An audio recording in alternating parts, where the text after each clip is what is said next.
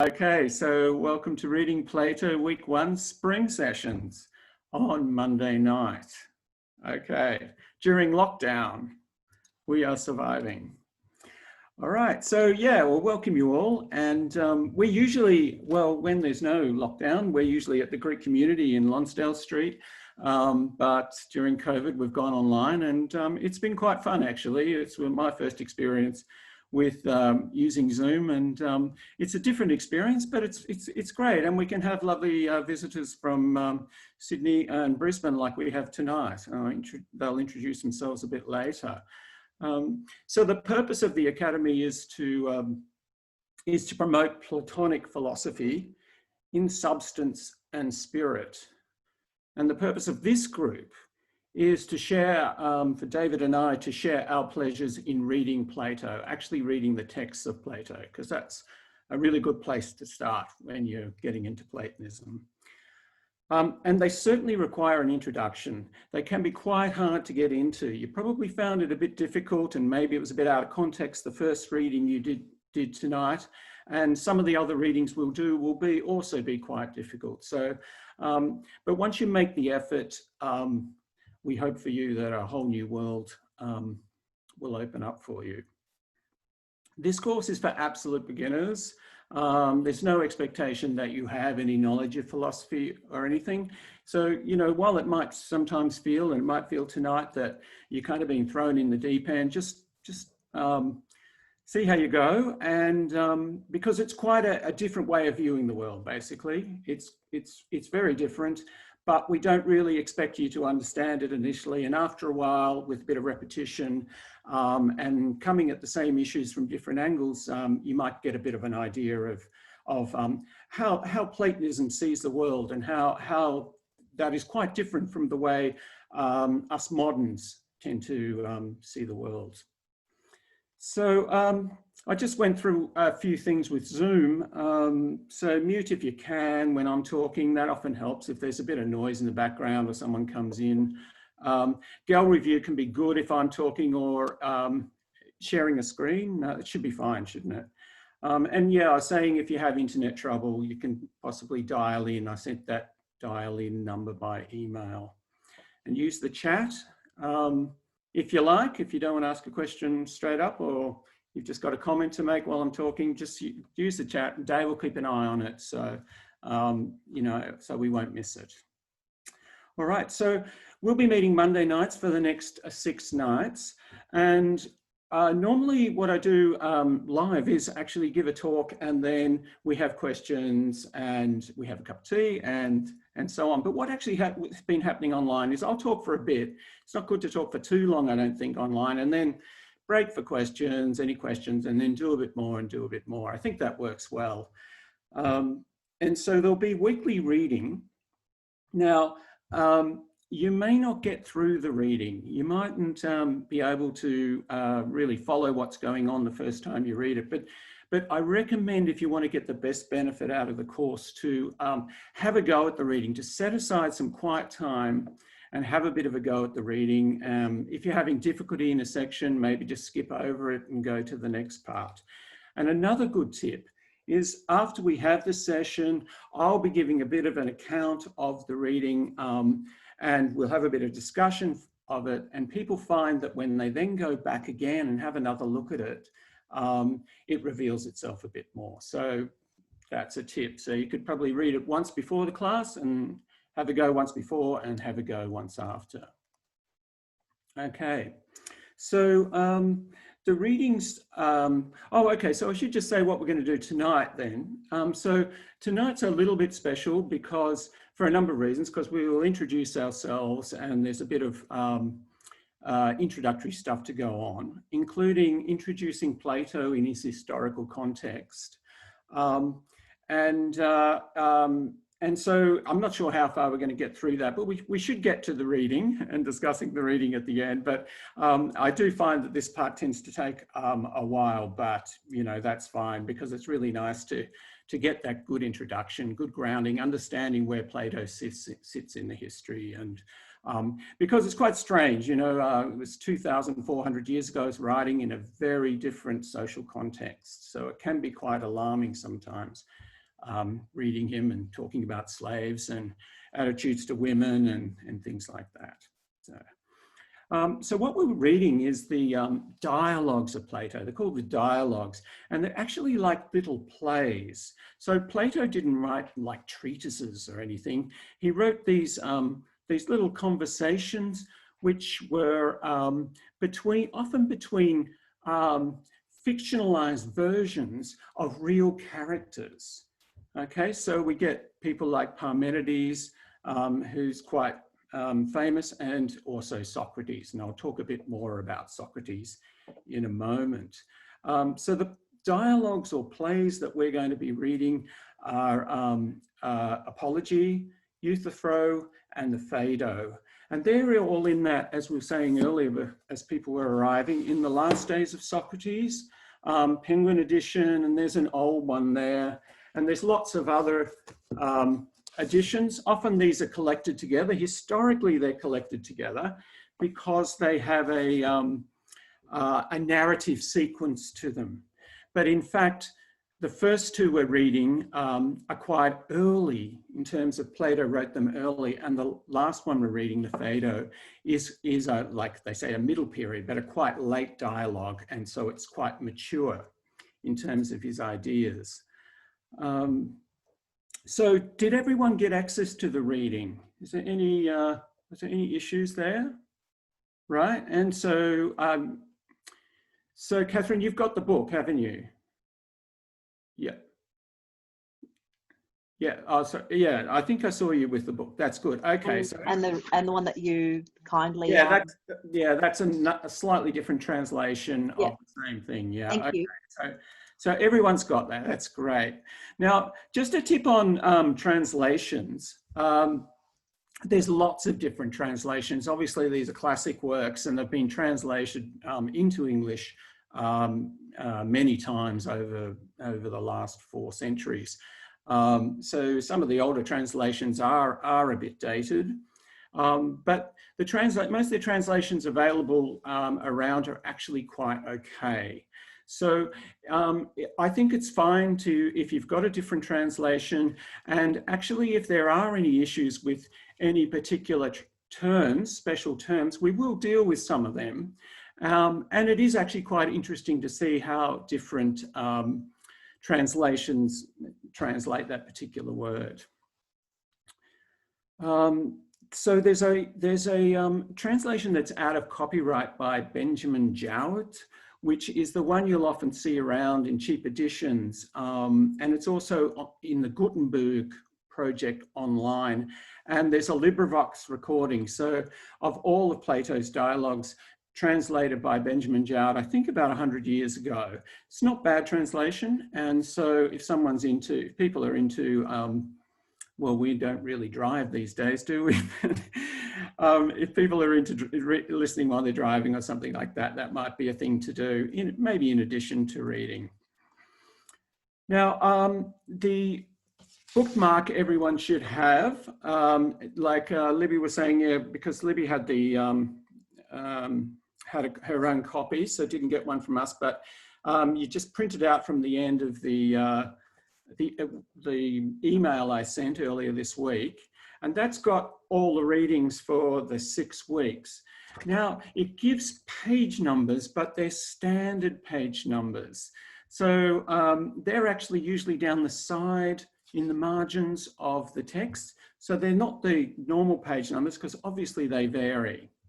So is everyone okay about finding the standard page numbers? Yeah, no problems. All right, good. So it's just a number and then A, B, C, D or something like that. So you can get the exact location. Most of our readings start in the Penguin edition. It divides it up into sections with little introductions, and most of our readings start at the beginning of one of those sections. Okay. Any questions over that sort of organizational stuff, introductory stuff? Yeah, Libby? Well, I'm reading it on Kindle, so it's quite difficult to work out what you actually mean by the pages. Anyway, we'll work on it.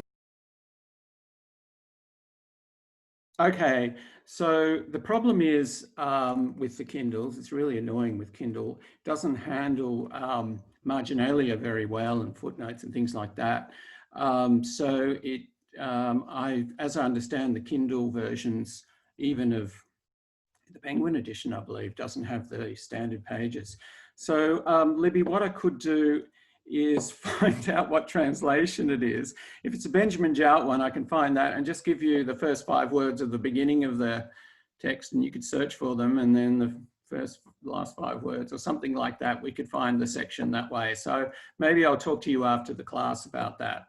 But that is a bit annoying. Yeah, I'm sure we can sort it out. And Anyone sorry, else? Bernie, I didn't see the bookmark. So when we do the readings, if you could just, did you say 150, page 150? The reading you've got for this week, right? You printed it out just in an earlier translation, I think. There should be a Word document attachment to the email I sent earlier this week. Did you get that email? Yeah, so the one that I scanned? No, it's a Word document which will have something looking like that 3 times over. Oh yeah, no, that's what I didn't get. Sorry, I must have overlooked it. I've been really busy, so working from home and everything. So, yeah. So when you discuss the readings, if you could just say where to look, if that's all right, or. Oh, not tonight. So tonight we're just going to talk about the first reading. Oh, okay. It's just, so when you go away between now and next week, you'll need to read a little dialogue called Euthyphro. And that's quite easy to find, and that'll be easy for you, Libby. It's just the entire dialogue. It's quite short. So next week will be easy for everyone. But so then the week after, Catherine, it'll just be a matter of looking up the bookmark, print out the bookmark, or look at it online, and you'll see, for example, Phaedo, page 60B to 69E. Yeah, no, so it's just for tonight. So are looking at a reading tonight? No. Yeah, the one you've got there printed out. Okay. Yeah. Thanks. Okay. Okay. Anyone else? Okay. So what we're going to start with now is just a little bit of an exercise just to get you kind of into the philosophical frame, I suppose. So just follow it and see how you go. There's no expectation that you understand exactly what's going on, but it'll just kind of help us get started.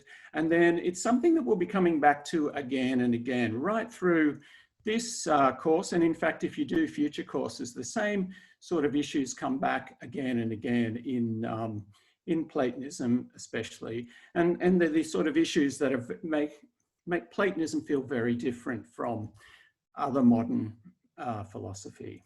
So we'll see how we go with that. So you could probably put, if you haven't already, you could probably put on speaker view just so you can see me a bit better. And I'll get started. Okay. So folks might wonder, what is philosophy? And Plato actually says that philosophy begins with wonder. This course is not about learning lots of stuff. It's about wondering about what it is to experience. Sensible experience. I mean, touching and hearing and obviously seeing. It's about what it is to know facts, to know concepts, to know things. Where do they come from?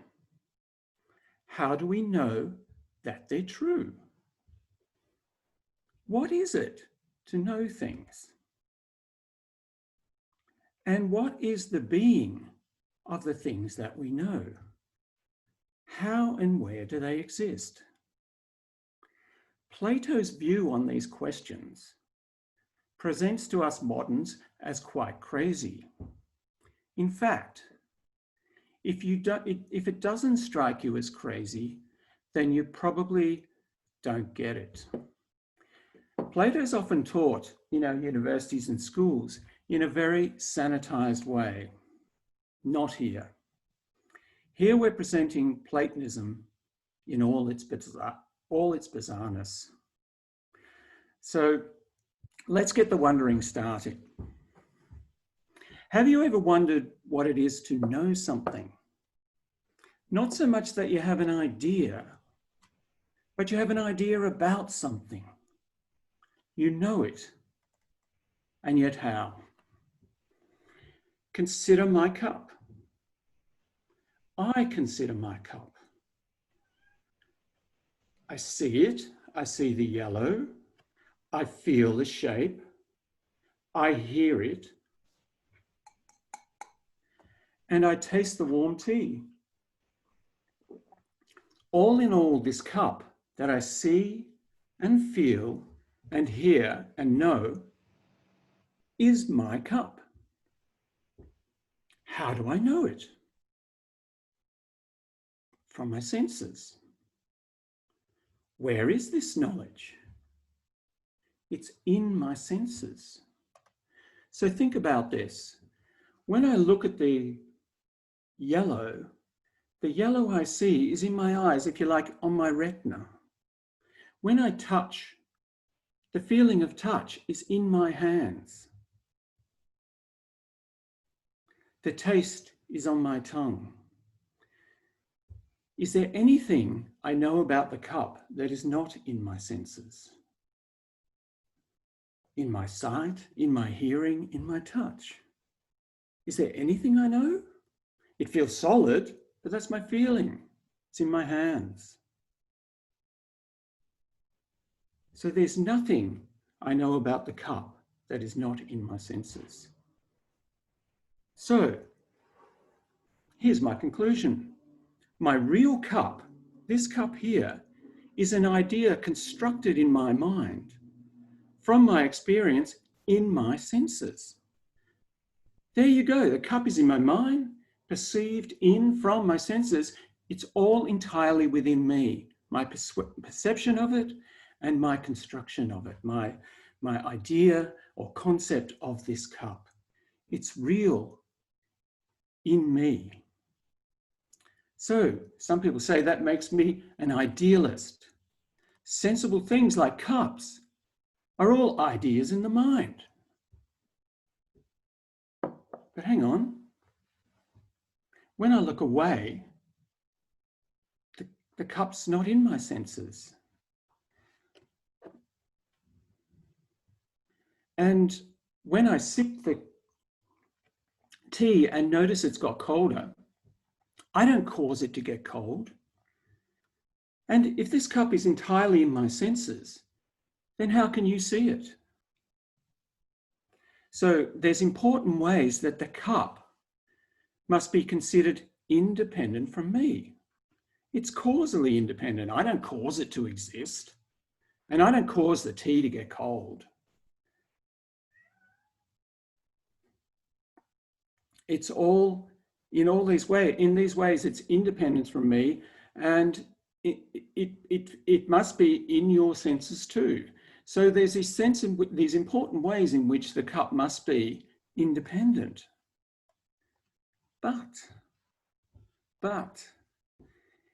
if there is such a cup that's independent from me, then I don't know it, because everything I know about the cup, remember, is in my senses. My idea of the cup, my concept of the cup is in my mind, and all my knowledge of the cup is in my senses. So how can there be this independent cup? So modern philosophy will say, oh, well, there's the material cup beyond my knowing that gives me my knowing of the cup. But where is this unknown cup? This is my sensible cup that I'm feeling and seeing and touching. But where is this material cup that's supposed to be giving me all my knowledge that I don't know and that I can never know? It must be there. There can't be appearances without anything that appears. It must be there. Otherwise, there's no difference between the delusions of a madman and the real object of science. So, materialism, modern philosophy, says that there is this material cup corresponding with my sensible cup, the one in my senses. And, but the trouble is, how do you know that it exists? How do you know it's even there? Now, in the old days, this is our age-old problem in philosophy. And in the old days, they said, I don't know it's there, but God knows it's there. And God puts it there, the cup itself. Because how could he have appearances and deceive us that there's no reality behind those appearances? Now, modern philosophy rejects this God putting the cup there, God putting the reality there. Not because they didn't believe it, this is the Enlightenment philosophers 300 years ago, not because they didn't believe in God, but because they thought it was a bit of a fudge. Just saying God puts reality there for us to see. And yet, they could not solve the problem. They just took the leap and said, well, it must be there. And even though it doesn't make sense, when you think about it, we are so used to seeing the world in this way that it's hard to see it any other way. But Plato didn't see it this way. For him, the reality of the immediate sensible cup does not come from a corresponding unknowable material cup. For him, it comes from a reality within. We construct its reality from insensible forms that are immediate, internal and immediately known. The knowledge of the world, of the whole sensible world, is latent within us. Plato proposes that our sensible world is a projection of the most fundamental reality within. The cup is a projection of a fundamental reality within. Sensible things are like shadows on the wall, projecting an inner reality. A shadow on the wall projecting an inner reality. Is this just a shadow? Welcome to Plato. Welcome to philosophy. Now, I don't expect you to understand all that, but it's kind of perhaps will get you thinking a bit, and we'll come back to it again. And you might come back to it after the class by having, maybe when you're out for a walk, or maybe when you're just sitting back in your chair and thinking about these issues. Like, just think about what it means to know sensible things, and how we normally explain that. And the way Plato explains it is quite different from the way we normally explain it. And in a way, that is what the journey to Plato is, about coming to this crazy idea, if you like, of what reality is, and seeing it perhaps as not so crazy after all. Now, I'm just going to share a screen now. There we go. Okay. So, okay, let me see if I can move that on. All right. So an image perhaps that might help people with this, this idea of Plato. It's actually in the Republic, he uses the expression turning around. So you're looking at the shadows and you turn around to see where the shadows are coming from. And in this, this painting by Raphael in the Vatican in the Renaissance, this is depicted in a different way. We've got this painting, it's sometimes called the School of Athens, but it's got Plato and one of his students who kind of has an opposite view, and we'll talk about him, Aristotle, in the center. And I've got them blown up on the top right. And we've got famously Plato pointing up and Aristotle pointing down. So Plato's pointing up to the forms. We might say pointing in, but pointing up kind of works, and we'll see how he uses that metaphor throughout his writings. But we might say pointing in, into the observer, rather than the observed. So Aristotle is pointing down and saying that the reality of the particular things is in their material existence, whereas Plato is pointing up or pointing in to their immediately known formal reality. So we'll keep coming to that, back to that. That's probably just gobbledygook at the moment, but we'll keep coming to that, back to that, and see how we go. All right, but any questions? Any questions on that so far?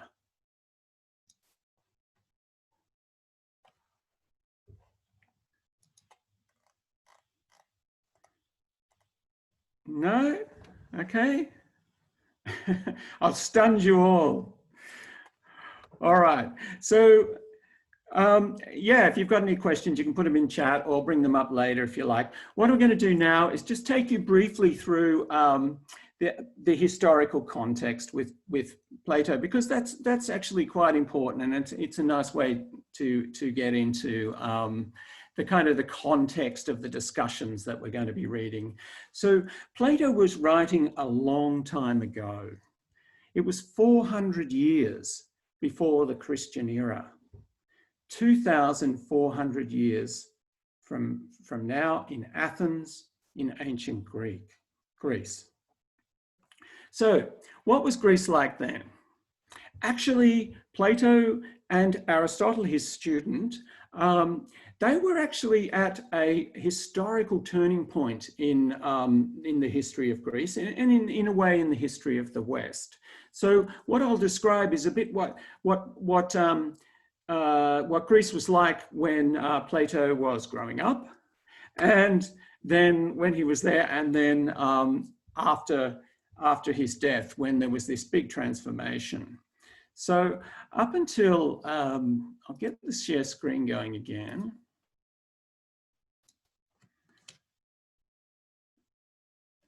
Oops. Okay, so up until the 5th century, the Greek states were on the fringe of huge civilizations, including those of Babylon, or whatever we want to call it back that time, in Iraq and Egypt. But in the 5th century, the greatest empire ever was Persia. Its influence extended to the Greek colonies on the edge of the Aegean Sea in what is now the coast of Turkey. Greece itself, on the edge of this empire, looked to the Persians ripe for conquest. So the Persian king brought out a huge army to crush them. The Greek city-states banded together and amazingly defeated the invaders. The story of how they did this is immortalized in the writings of Herodotus. But not so long after repelling the Persians, the city-states started fighting each other. War between Athens and allies against Sparta went on for nearly 3 decades. Plato grew up during this time and was a young man when Athens was defeated in the Peloponnesian Wars. The situation remained tense when he opened his academy and wrote the dialogues that we're going to be reading. After Plato, there was soon another amazing revolution that involved his student Aristotle. So Aristotle, the one pointing down, Aristotle is a Macedonian from the north, and he was a student at Plato's academy for about 20 years. And then he went off and tutored the son of Philip of Macedonia. Now, Philip of Macedonia conquered the Greek city-states, and then his son, Alexander the Great, beat the Persians and conquered the entire Persian Empire. And this this brought about a period in history called the Hellenistic period. Now, it's a period in history, but it's also a very important period in the history of ideas in the West. So what happened was there was this huge expansion of Greek culture, which also absorbed Egyptian, Babylonian, Persian, and Jewish traditions. And they tended to all mix together in the Greek language. Even when the Roman Empire emerged in the West, Greek remained the lingua franca all around the Mediterranean Aegean seas. Even for the Jewish, the Torah, their Bible, the Greek translation became standard, and it was standard, for example, for the early Christians. That's all they read, generally speaking. So although Latin was on the rise in the West, Greek remained the lingua franca well into the Christian era, especially for philosophy, science, and religion. When Christianity came along, its entire canon was written in Greek, Old and New Testament. The ideas of Plato and Aristotle greatly influenced philosophy, science, and religion during this time.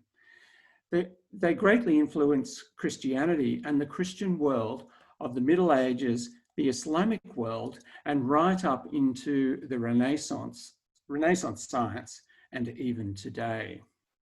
So if we now look at, if you like, the medieval period, the Greek influence continued where we had the Byzantine Empire in the center there, which remained with Greek.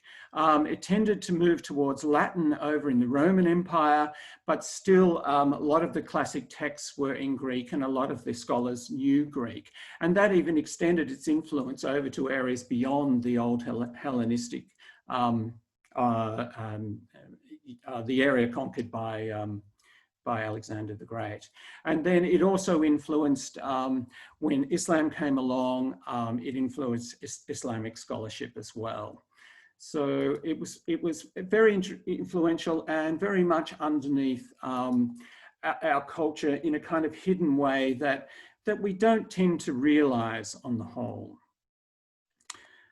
So, so let me just go back now before Alexander's conquest and get a bit of an idea of what it was like living in Athens or one of the other city-states in Greece. So despite the conflict, the city-states had become very wealthy from trade.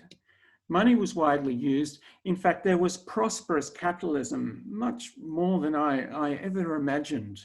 And the economy became very diverse with a surprising differentiation of trades and professions. Some families became very wealthy.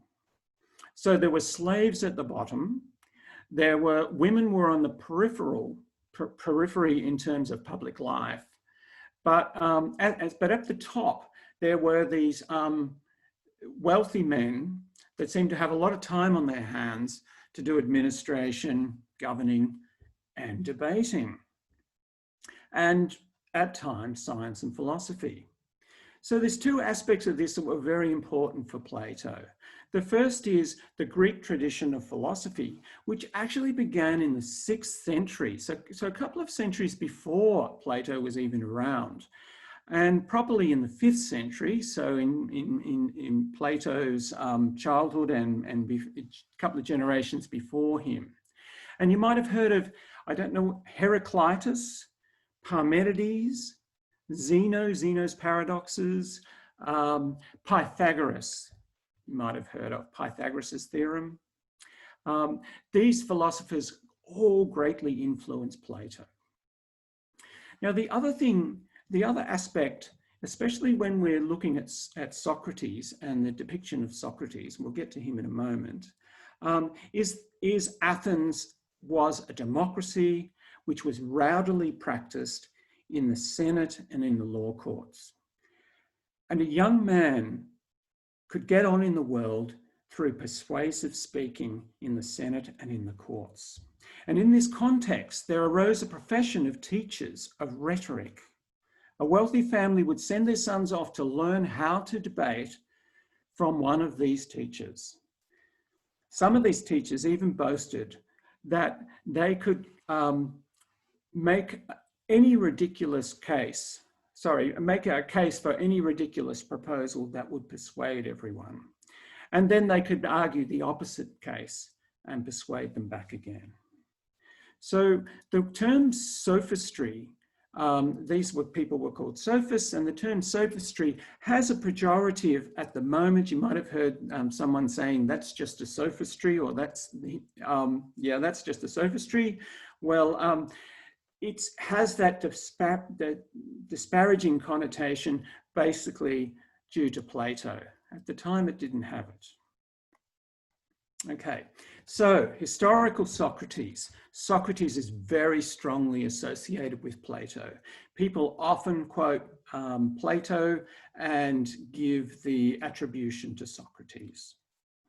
So let's talk about the historical Socrates first. So Socrates certainly influenced Plato, and Plato was a student of Socrates. He was a singular figure within this sophist sort of environment. He didn't charge any fees for students, but he got a collection of young men around him who were very influenced by him.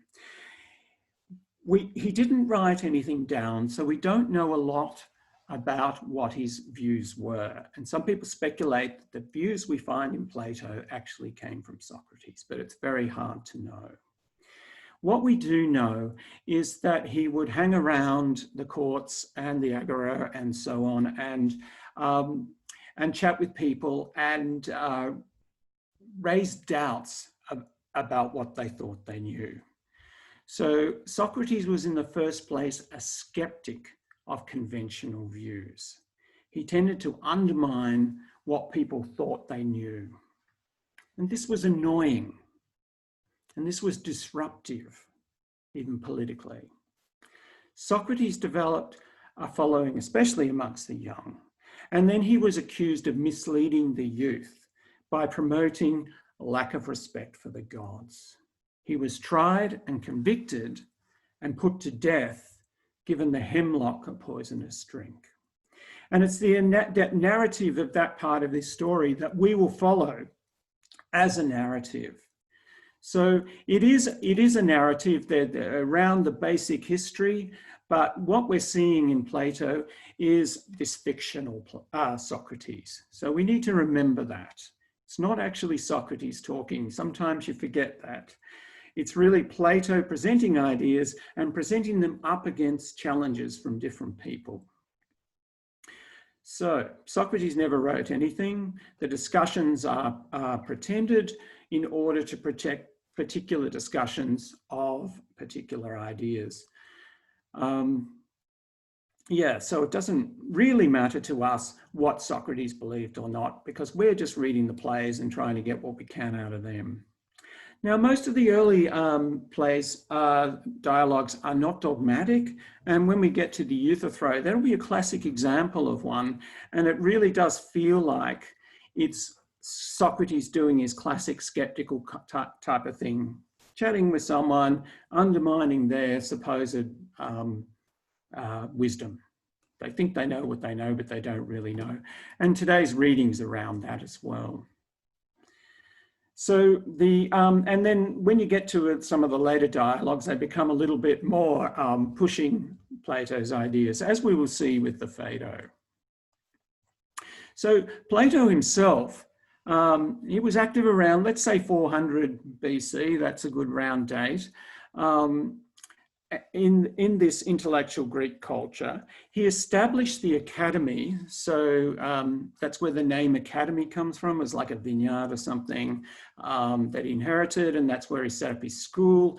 And he taught mathematical sciences. So mathematics is big for Plato. He thought that that was the key science. And he picked up a lot from the Pythagoreans, from Pythagoras and that tradition. So the academy continued then after his death. and continued for a while, and then there was political problems, and then it kept continuing, stopping and starting, and then there were various other schools of Platonism around the ancient world. Now, Aristotle was his student, but he went away and then came back and set up his own school. So Aristotelianism and Platonism, pointing down, pointing up, were rival schools during that Hellenistic period, and right up until this day. In fact, we can see the different alignments in this very basic sort of way, pointing down or pointing up. But sometimes Platonism and Aristotelianism were mixed up in the Hellenistic period and in Christianity. Medieval Christianity, there was a big revival of Aristotelianism, whereas prior to that, it was predominantly Platonic. So, why read Plato? Plato is the first surviving philosophy. The earlier philosophers who call themselves philosophers, so philosophy is love of wisdom. That's where the word comes from. So wisdom was an important thing for Plato. But it also was for some of these early philosophers, especially the Pythagoreans. But most of that early writing is lost. We only have fragments. He was hugely influential in religion and science, and when science and religion weren't so separated as they are today.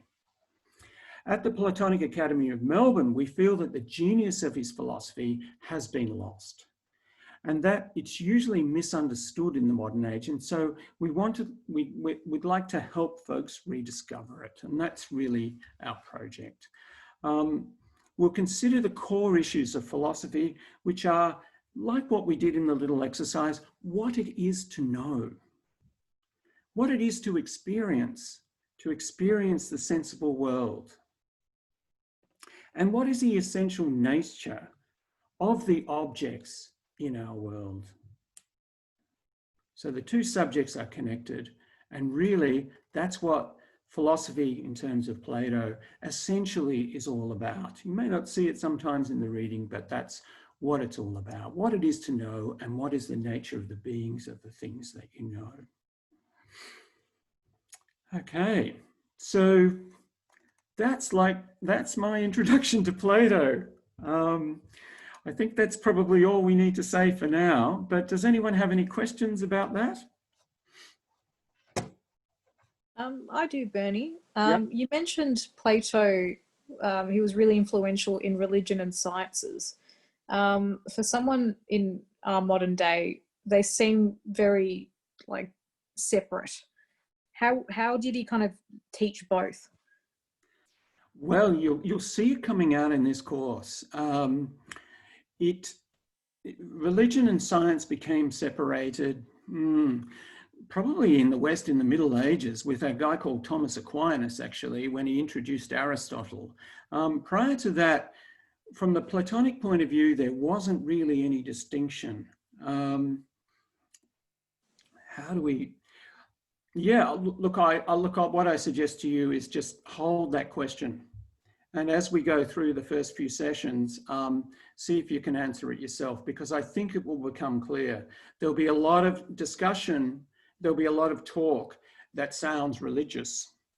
But I guess what's important is that it's also scientific. It very much is scientific, and I hope that comes through as well. Okay. Bernie, I have a question. Yeah.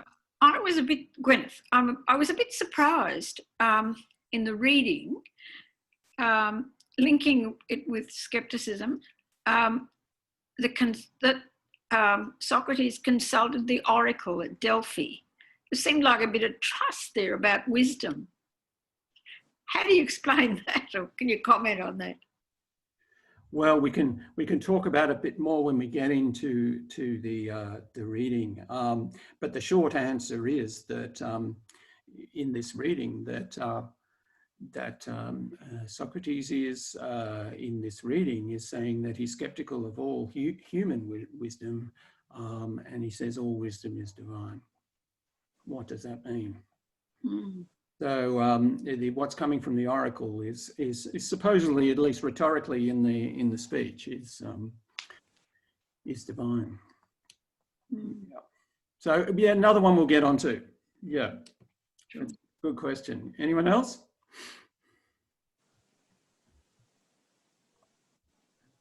David, got anything in the comments or anything? No. All right. If anyone wants to ask some questions while Bernie's talking, make sure to put them in the chat box down there, and we can get to them during these times. All right. Well, look, what I'll do is that did take quite a while, but we still have a bit of time, so that's good. What I'll do now is just give you a quick spiel about the reading. So I usually do this every week, so you can kind of follow what's happening in the reading. Maybe you missed some stuff, maybe you missed it all, and then maybe you want to, and then we can talk about it, and you can go back and have another go at the reading. So I'm very interested here to see how people, found the reading, because if it's the first time you've read Plato, it can be a tough thing. So where are we? We're at the trial of Socrates. So I mentioned Socrates was accused of corrupting the youth and disrespecting the gods. And so we're actually in the trial, and this is his oration, where he's defending himself. So it's sort of like, instead of your lawyer standing up defending yourself, you would do the defense yourself. And there's this huge jury. And so you get this sense, you might see sometimes, and you've got to really imagine it, that there's interruptions, there's a roar of the crowd, and he's sort of saying, be quiet, listen to me, and all that. So it's this whole scene of the trial and this jury of 500 people and a lot of shouting and carrying on. And Socrates is there doing his defense. Okay, and so this might, to a certain extent, be a philosophical presentation of maybe Socrates's ideas at the time. So he in this passage here, we get to a particular section where Socrates claims to be solving a riddle from the Oracle of Delphi, as Gwen mentioned.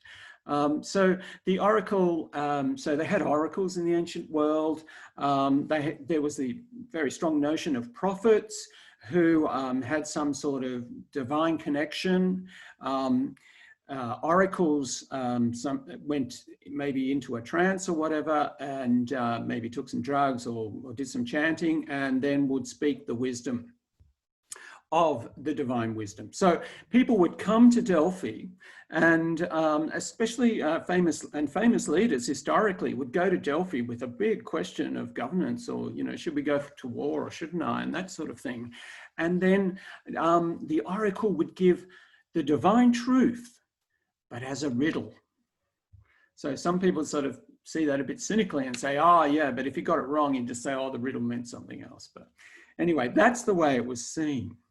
So Socrates recounts this story about how someone went and asked the oracle, who's the smartest man, the wisest man in Athens, and the oracle said, no one is wiser than Socrates.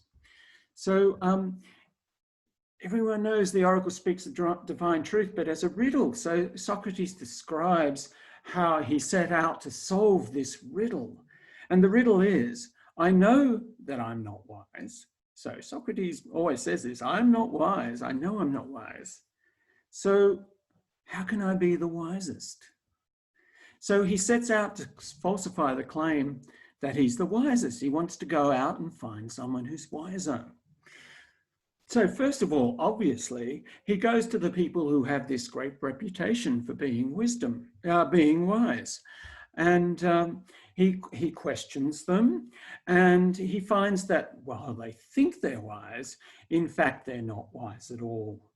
They don't know what they're talking about. And next week in the dialogue, we'll get a bit of an example, a bit of an image of the sort of questioning that we can imagine Socrates doing, because the early dialogues give this sort of running down of people who are, think they know what they know, and then in fact realize that it's just all a house of cards. It's all just built on straw. Their arguments are circular and they don't really know what they're talking about. And so indeed he found that wisdom was inversely proportional to a reputation for wisdom. His questioning only showed that they up their ignorance, and that upset them. And for this reason, Socrates got a reputation for being wise. And you can just imagine the backtalk. Well, for being wise, for being clever, for being like a smart ass who thinks he knows what he's talking about because of this behavior. So next he went to the poets and finds that they were ignorant about the poems they composed, much more ignorant than ordinary folk. They couldn't explain their poems. Moreover, they had illusions that they had knowledge of what their poems are about. Now, they think they know what they don't. Now, it's in this section, it's probably quite difficult. What do you mean the poets don't know what they're about? And you kind of, to understand what Plato's getting at here, it helps to have read some of his other works. And basically, it's something like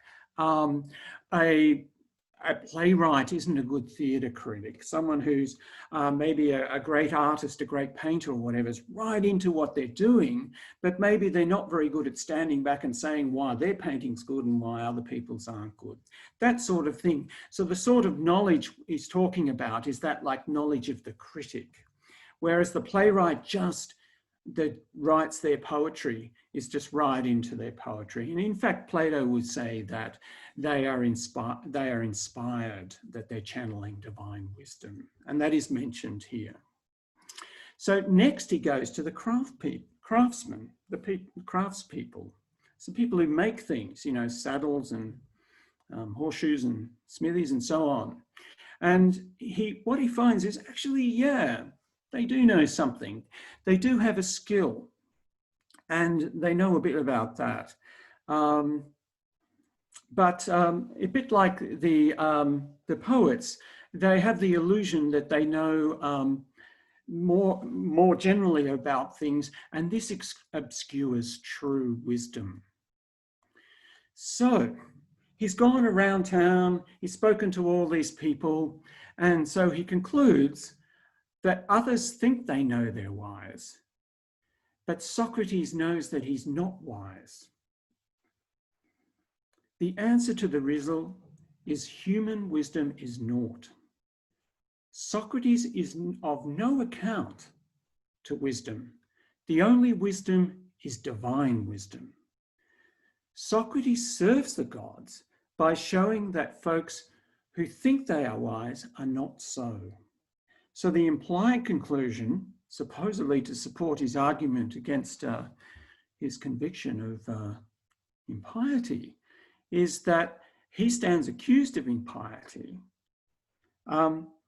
whereas actually he's more pious than the others.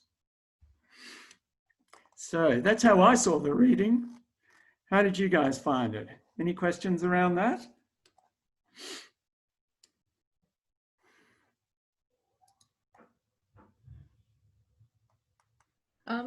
If I might say something, Bernie, Yeah. I found you make it sound better than it is. So I found it as someone trying to prove of their ability, and they ask others to prove it for him. Yeah. So it's kind of shifting focus to prove a point. But yeah, I get what you mean. It's yeah, seems like he was quite annoying back in his day. Yes, that's right. And do you think it was a good defense? Do you think it would have persuaded people to Yeah, definitely. Oh, you do? Oh, okay. Oh, I don't. Okay. What do other people think about that? Oh, it's Gwyneth. I thought it was brilliant. I especially like that bit. I do not think that I know what I do not know. But I did have another question. would Socrates agree with the concept of a polymath? Of a polymath, someone who knows lots of different things? Yeah. See, the craftsman thought they didn't know. Yeah, well, look, you know, this dialogue really, or this initial discussion just raises so many issues that, and it's kind of difficult to really get a handle on them straight away. First of all, we don't really understand the skepticism, and we don't understand, you know, how he goes about the skepticism, and we also don't understand what he means by the difference between human wisdom and divine wisdom. And so he kind of says, yeah, you know, like if people do have divine wisdom, well, it's kind of like, well, they, in some way, they know about everything at this very high level, I suppose.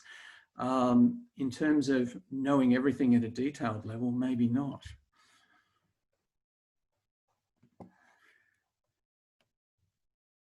Okay, anyone else?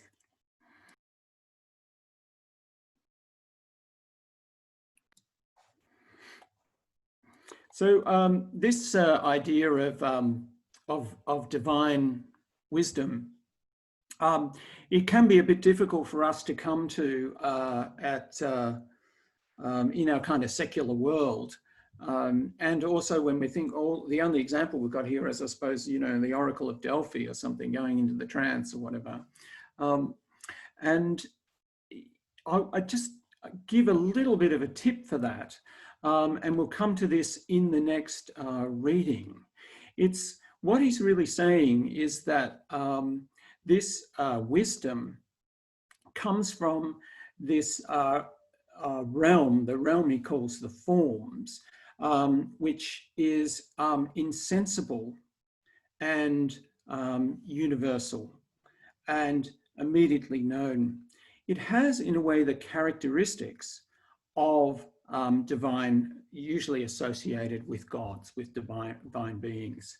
So just to orientate yourself a little bit, one of the early on in this sort of introductions, it does help to get a bit of a handle on what that might be.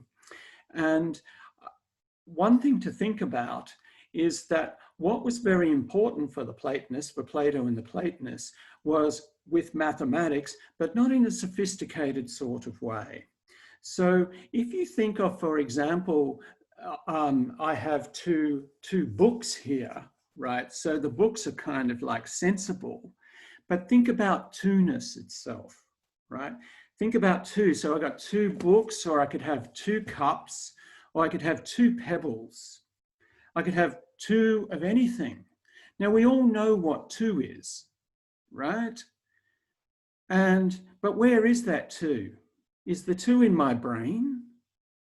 You know, is it, oh, but what if my brain, you know, what if I get hit by a truck and my brain's squashed? But you've got a two. Is that the same two? I mean, where does the number two exist? So it's just a good thing to think about, because that's one we can immediately sort of get an idea about. Where is two? Would two exist if I died? Would two exist if there were no human beings? Where is two?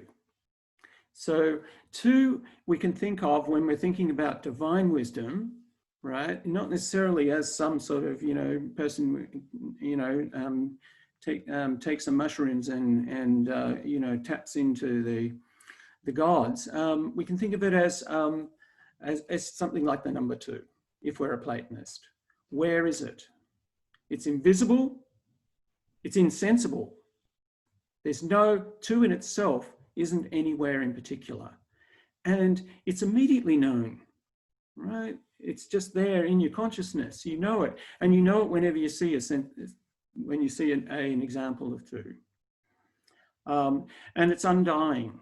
Like the gods, it's undying. So as we move on, we'll see that this is kind of his notion of forms. Call them forms. They used to be called ideas, but forms. And these forms are divine. So you don't have to be religious to kind of get into Plato. Okay. Anyone else? Unmute. When you use the example two or a cup, do you mean more about ideas? Because two can be seen as something physical. Are you talking more about what is wisdom, what is right, what is justice, more than a physical item? Well, let's just focus on two there. What do you mean two is physical? Tell me that. Two is one and another one makes it two. I don't think there's too much debate on that. Whereas if you were to say, I don't know, something to do with justice. Yeah. What is justice? Because justice can be open, is more open. It's not something physical where you say justice is this. It can mean many things. Yeah. So next week we will talk about justice and where is that, and that's another way in. So it was good you brought it up. So that's right. So where is a concept like justice, and how do you define justice?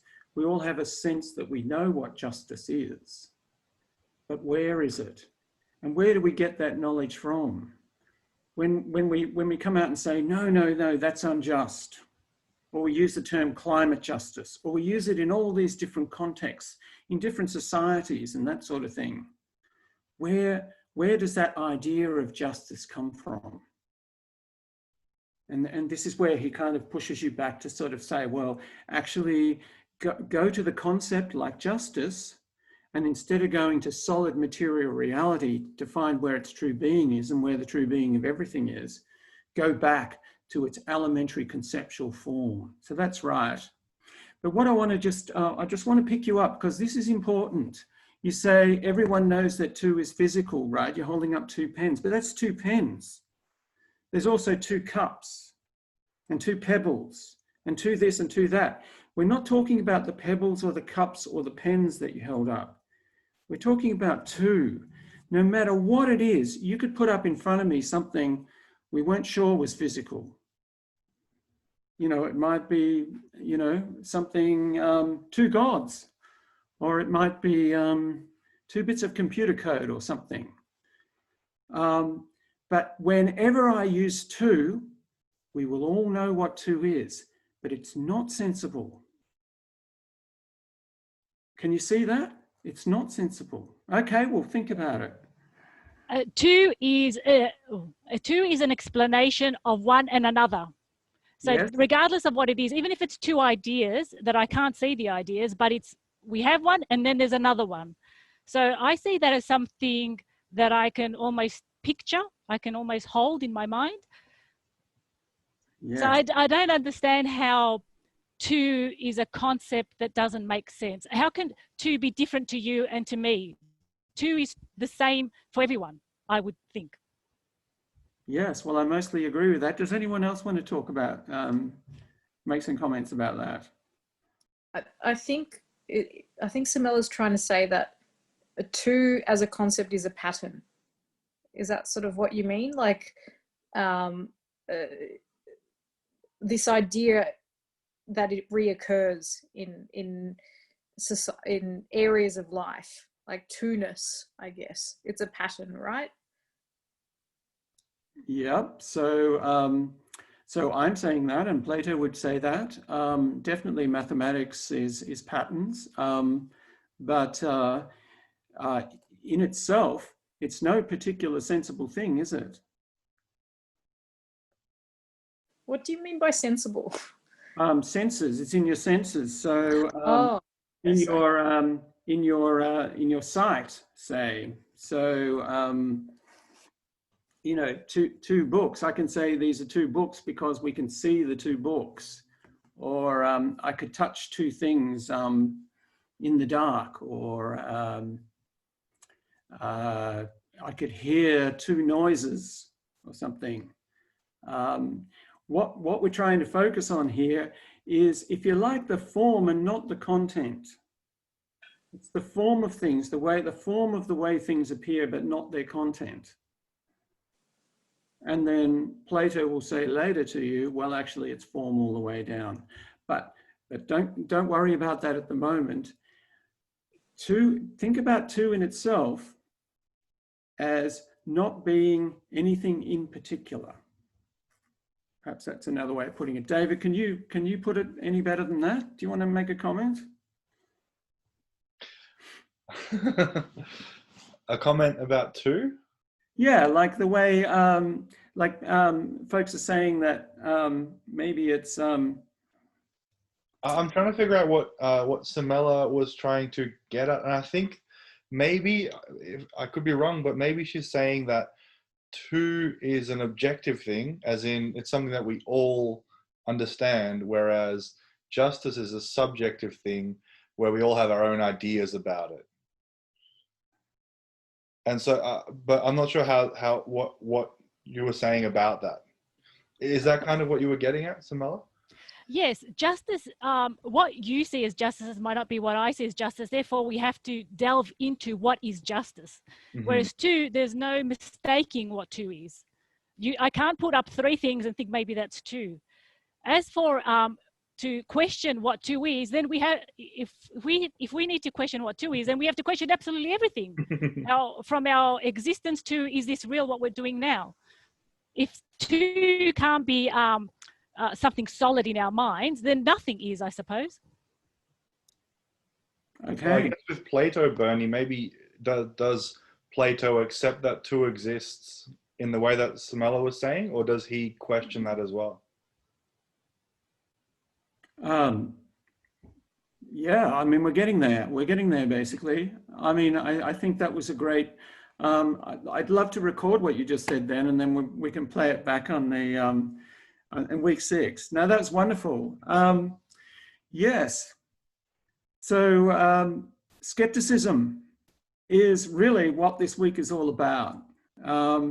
It's about really bringing into doubt all our presumptions about what we know, because it's only when we can bring them into doubt that we can turn around and see things in a different way. So I suppose there's a bit of an investment there. And there is also, you do tend to get a bit of a feeling of disorientation when you start to go on this journey. And in these classes, there might be a bit of disorientation. And if you're happy about that, I recommend you let go and see how you go. So I'm actually saying that 2 is very solid. I'm saying that. We are saying that it's solid in the sense that it's universal. It's undying, it's divine in the sense that it is immediately known. We all know it. And it's not something that will go away within time in the same way as these books will eventually rot, or your pen will rot, or the trees behind you in the wonderful park behind you will eventually die. But 2, there's a sense in which we all feel that 2 survives. Now, in terms of justice, we can get into that next week. But justice, Plato is kind of suggesting that there is some universal notion of justice that we all have. So we might disagree with him on that. But he'd say that there's a universal notion of the good, a universal notion of justice, other sort of concepts like that. And that through discussion, through dialogue, that we can actually understand what that is and exactly the nature of all of these concepts. And the nature of these concepts, he doesn't go to any material particularities, any particular 2 things or any particular just society. He tries to go back to the general and see what it is that justice in general, in an elementary sort of sense, no matter what particular example you use, what justice is. In the same way, what 2 is, no matter what particular example you give. So something to think about, and we can keep picking it up, Samela, and we'll see how we go with that. So you mightn't agree with it. We're not supposed to agree, when you're skeptical, you can disagree with everything, especially at this stage. Okay. Anyone got any other comments about skepticism, divine wisdom, human wisdom, the trial, about the trial and Socrates' argument? What happens in the end, Bernie? Does Socrates get off? Oh, is this a spoiler alert or something? Yeah, look, historically he doesn't get off, and it was something that that peeved Plato no end. He thought it was very sad, I think. As we go through our final session, actually, our final few sessions is in the prison on the last day after he has been condemned, and he has a discussion with his followers there. And then the final scene is where he takes the hemlock and yeah, he dies. Yeah.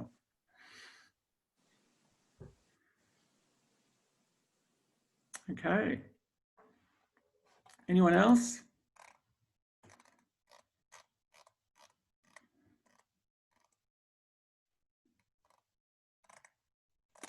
Okay. Well, I can talk a bit about next week now. So next week we're looking at euthyphro, which is a very short dialogue and a very early dialogue. So it's a really good example of the early Platonic dialogues that people think probably more closely represent the way Socrates, his technique of dialectic, of picking up a topic, like in this case it was piety, but it moves to justice. So what is piety? Like reverence to the gods? Well, it's actually a form of justice. And then what is justice? So he takes up, so I was doing the cup or two or whatever. Here, this time we're going to be doing something like justice. And it'd probably be a good idea while you're reading this, this dialogue to think about what you think justice is and how you would define it. And how if you think that justice is one or that there's many different justices. So the dialogue ends in skepticism. And so, you know, at the moment, what we're looking at is really, I suppose, questioning our basic beliefs about how the world is. So if we go back to the exercise I did with the cup, our basic beliefs about the being of the cup. So we think of it as something that has this independent existence, but what is the nature of that independent existence exactly? And how can we understand that? Because there seemed to be a contradiction in the way I explained it. So at the beginning of philosophy, it's all about questioning. Did anyone have any questions about the exercise at all?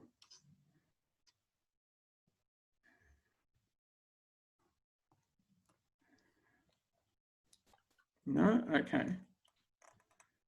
All right. I wonder what people's default beliefs about the cup thing are. Say that again. I wonder what people in the group about the cup. Do they believe that it's all in their senses? Do you think there's an actual physical thing in space in front of you that you're interpreting with your senses? Are we able to apprehend or comprehend the actualness of the cup? Is that what you mean by being, Bernie? The essence of it? Does anyone have any thoughts about that already, or are people just open to? I believe you can argue it anyway. I think that's the issue. There's no right answer. A cup, you can physically hold it. If the cup's in another room and you're not and you're not there to see it, it still exists, or does it? You know, that's philosophy, I think. But do people have any dispositions to that before, at this point, before having read any Plato? With what assumptions or beliefs are you coming into the class? Sorry. Am I on mute? All good? We can hear you. Am I on mute now? You hear me? We can hear you, yes. Okay. Well, I'd be looking at it and saying that my perception of it is that it's a cup. But say for someone who was in, I don't know, in the depth of the Amazon forest, would not have a perception that it was a cup. Right, yes, because I'd never seen one before. So, well, it's not a cup. For them, it's not a cup. It's a bit like, I remember a Buddhist teaching I went to once, and it was saying that a table to us is a table. It's there, I can feel it, I can touch it. But if a dog comes into the room, it's not a table to the dog. To the dog, it's something that's up there that it's underneath of. Yeah, good. Well, we're not talking about a dog, but, you know, for someone else who doesn't have that, you know, that, I guess that intellectual understanding of what a cup is. So intellect comes into it as well. And intellect is not wisdom. Can I just say, so you're saying it's socially and culturally constructed? Yeah, we're taught that it is a cup. Based on our experiences. We can say this is something that's yellow and it holds my tea and it does this and it does that. And we've got all our senses there, but the label we've given it is cup.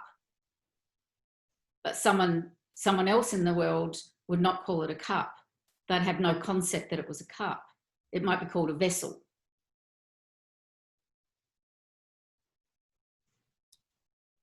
Okay, yeah, that's it. That's interesting. So it's like the cultural construction is very important, and actually Plato's view is actually even more extreme than that, and the problem is more extreme than that, because you have this problem that everything I know about the cup is in my senses. So there's nothing I know about the cup that is not in my senses. So the real cup, the real table, the real dog or whatever, is that I know is in my senses. For me, I don't know anything beyond that.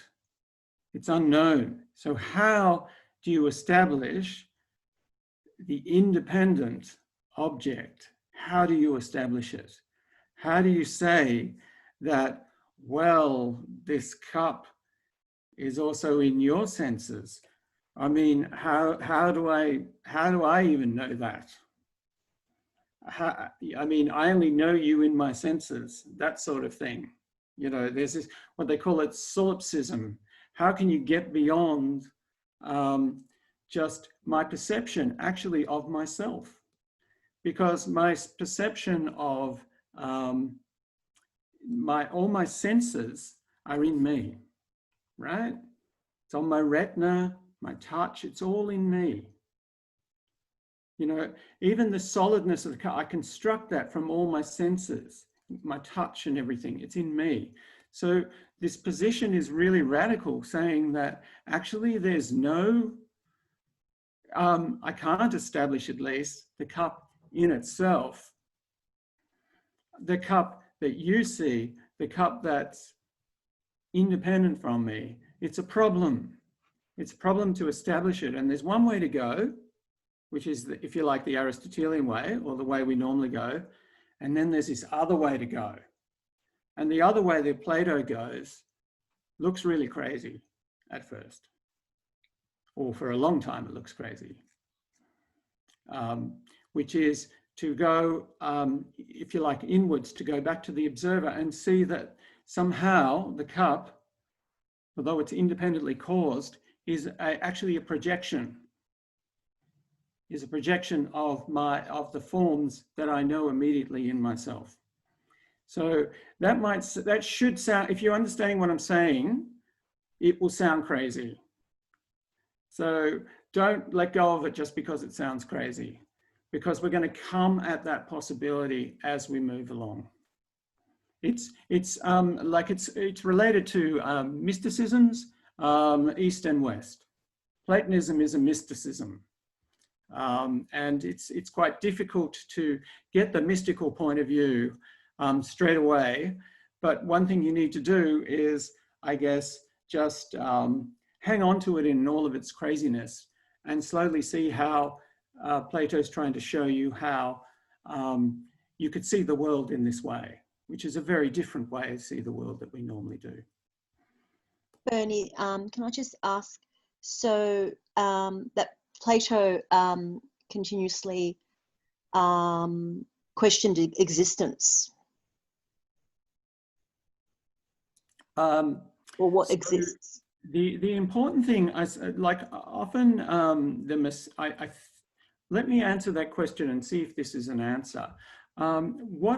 What happens, and what happens in modern Western science, is that people can only think of, we can only think of in a normal world, that the Platonic view is denying that the cup has a reality. So it's denying that there is a real world and that everything is just imagined. So I was talking earlier about how Western science sort of says, well, how do I know that there's the cup in itself that's independent? Well, it must be there, right? It must be there as the material object beyond my senses.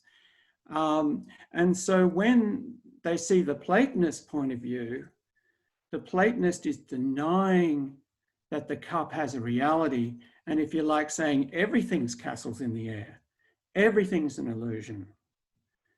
Plato's not saying that, but that's the way it looks to us. That's the way it looks from the other point of view. That Plato's denying reality, and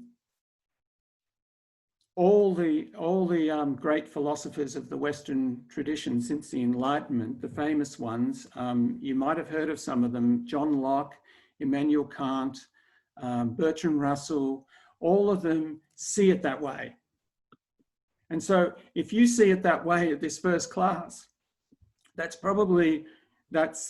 fine. But Plato is not denying the reality of the cup.